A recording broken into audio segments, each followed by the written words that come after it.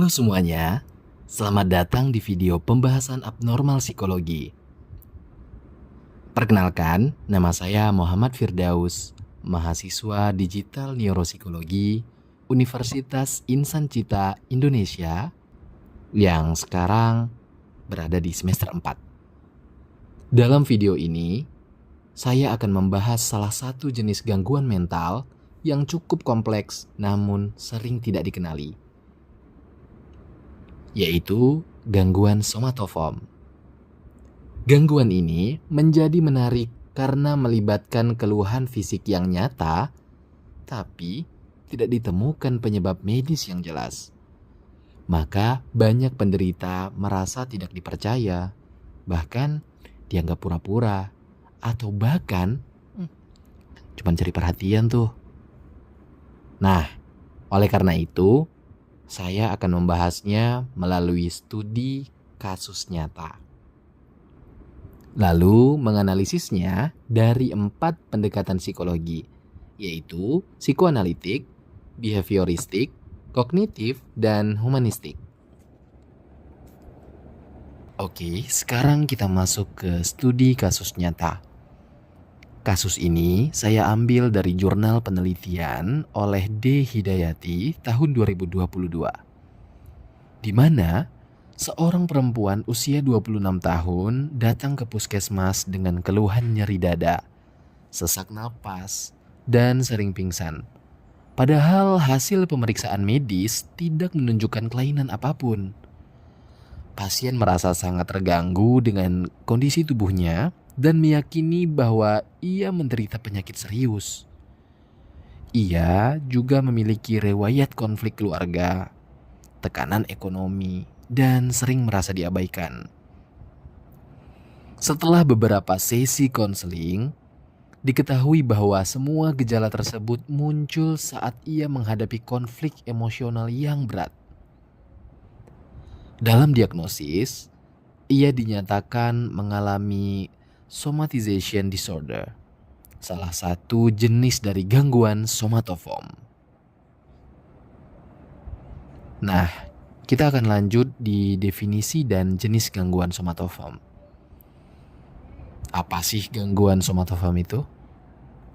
Gangguan somatoform adalah kondisi di mana seseorang mengalami gejala fisik yang berulang namun tidak dapat dijelaskan secara medis. Gejala ini tidak dibuat-buat, tapi juga tidak ditemukan sebab biologisnya. Secara psikologis, ini merupakan bentuk manifestasi dari kecemasan atau konflik batin. Menurut DSM-5, gangguan ini sekarang disebut sebagai somatic symptom disorder dan mencakup beberapa bentuk seperti somatization disorder, conversion disorder, hypochondriasis, dan pain disorder. Gangguan ini dapat mengganggu kualitas hidup secara signifikan dan seringkali tidak dikenali oleh orang sekitar. Nah, sekarang kita masuk ke analisis berdasarkan 4 teori psikologi. Kita mulai dari yang pertama, yaitu psikoanalitik yang dikemukakan oleh Sigmund Freud. Freud menjelaskan bahwa gangguan ini sebagai hasil konflik antara dorongan bawah sadar dan represi. Dalam kasus tadi, nyeri dada dan pingsan adalah bentuk konversi dari kecemasan yang ditekan. Mungkin terkait dengan konflik keluarga dan perasaan tidak dihargai. Mekanisme pertahanan diri seperti represi dan somatisasi sebenarnya berperan besar. Kekuatan dari teori ini adalah mampu menjelaskan hubungan masa lalu dan simbolisasi gejala. Namun, ada juga kelemahannya. Tidak semua individu bisa dianalisis dengan cara ini dan butuh waktu yang lama. Oke, yang kedua, behavioristik yang dikemukakan oleh B.F. Skinner.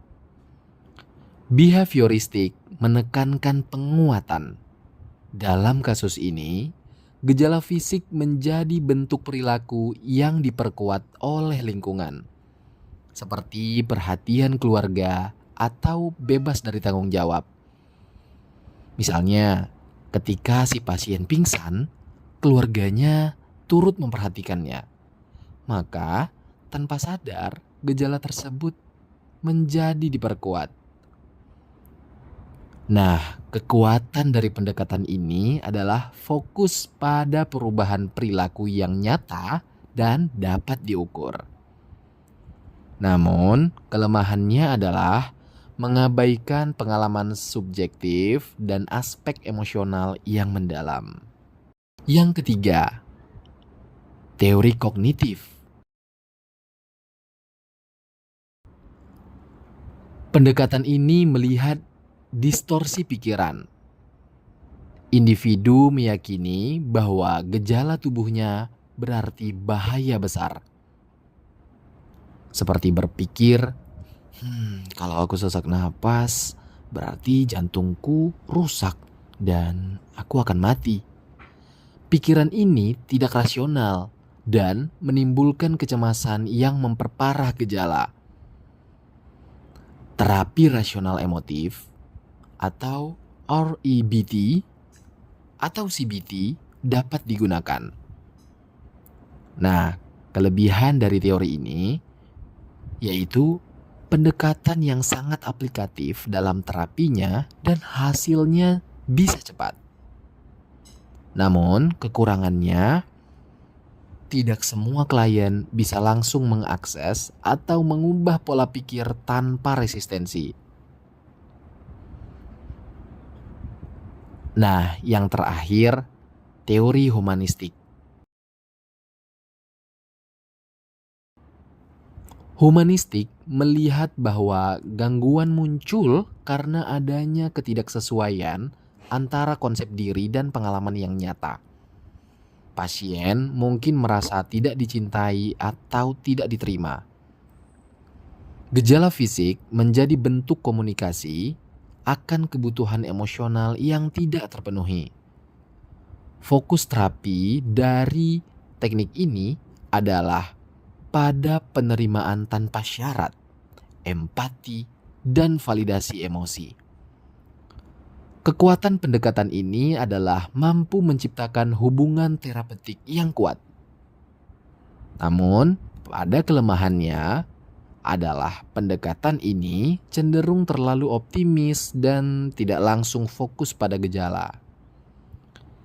Nah, itu tadi merupakan analisis singkat berdasarkan 4 teori dalam psikologi. Oke. Segmen selanjutnya, perbandingan dan refleksi. Kita sudah melihat berbagai macam pandangan dari berbagai teori. Keempat teori ini memberikan pandangan yang berbeda-beda. Kita lihat dari psikoanalitik yang menyelami konflik dalam diri yang belum tersadari. Kedua, behavioristik yang fokus pada lingkungan dan bagaimana pola belajar. Ketiga, kognitif, yaitu membantu mengubah pikiran-pikiran irasional. Keempat, humanistik, membangun penerimaan dan keutuhan diri. Dalam praktiknya, tidak ada satu pendekatan yang sepenuhnya benar. Justru, kombinasi seperti terapi kognitif humanistik menjadi solusi yang efektif. Kita membantu klien mengubah pikirannya sekaligus memberikan rasa aman untuk bertumbuh. Penting bagi kita untuk tidak hanya mempelajari sekadar teori, tetapi juga mengembangkan kepekaan pada kondisi sosial dan kultural pasien.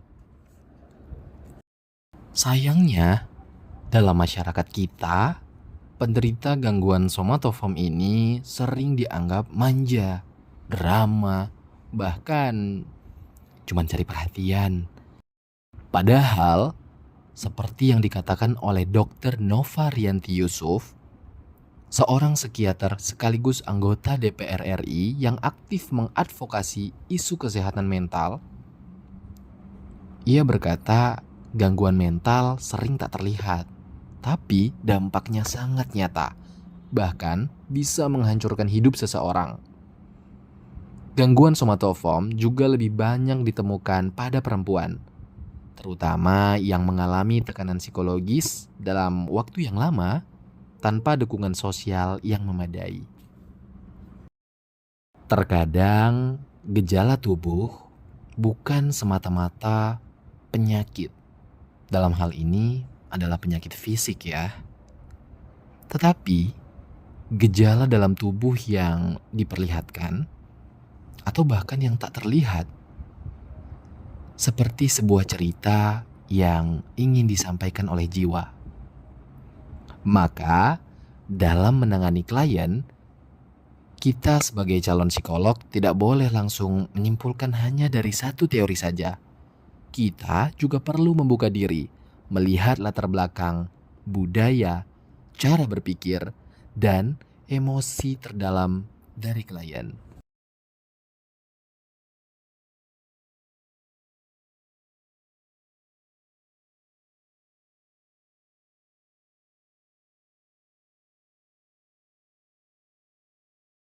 Sekarang, setelah kita membahas gangguan somatoform secara mendalam dari berbagai perspektif teori psikologi, mulai dari psikoanalitik, behavioristik, kognitif, hingga humanistik, kita bisa menarik satu kesimpulan besar.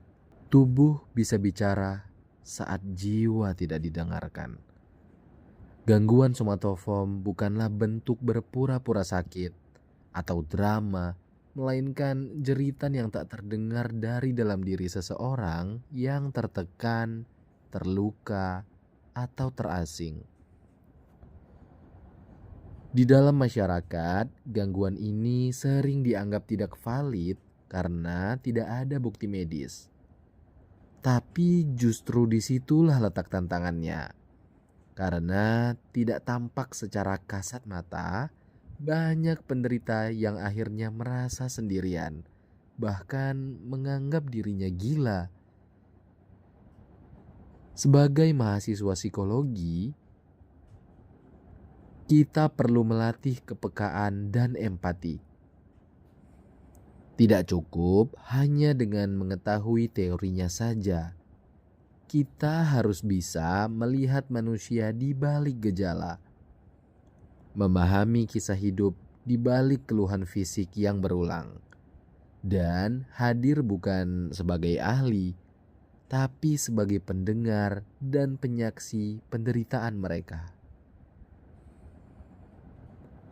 Dari pendekatan psikoanalitik, kita belajar bahwa trauma masa lalu bisa muncul lewat tubuh. Dari behavioristik, kita tahu bahwa lingkungan memperkuat perilaku, bahkan yang merugikan diri sendiri. Melalui pendekatan kognitif, mengajarkan kita betapa pentingnya mengelola pikiran. Dan dari humanistik, kita disadarkan bahwa yang dibutuhkan manusia seringkali bukanlah solusi, tapi penerimaan tanpa syarat. Saat seseorang mengeluh nyeri di dada tanpa sebab medis atau merasa pusing setiap kali cemas, kita tidak boleh langsung menilai atau mengabaikan. Mungkin itu adalah satu-satunya cara dia untuk bisa mengatakan, "Aku lelah, aku tidak kuat, tolong dengarkan aku." Maka dari itu, mari kita mulai dari diri kita sendiri. Jadilah orang yang hadir dan mampu mendengarkan tanpa menghakimi. Karena pada akhirnya, gangguan mental seperti somatoform bukan hanya soal diagnosa atau terapi, tapi soal bagaimana sesama manusia saling memahami dan hadir satu sama lain dalam luka yang tidak selalu bisa dilihat. Terima kasih karena telah menyimak video ini. Semoga pembahasan ini dapat memberikan bermanfaat dan bisa membuka sudut pandang baru tentang gangguan mental yang sering disalahpahami. Jika kamu merasa video ini layak untuk dibagikan, silakan share ke teman-temanmu atau keluargamu. Jika di dalam video ini terdapat kekurangan, silakan beritahu aku dengan cara yang baik pula. Sampai jumpa di lain kesempatan. Tetap jaga kesehatan fisik dan kesehatan mentalmu, karena keduanya sama pentingnya.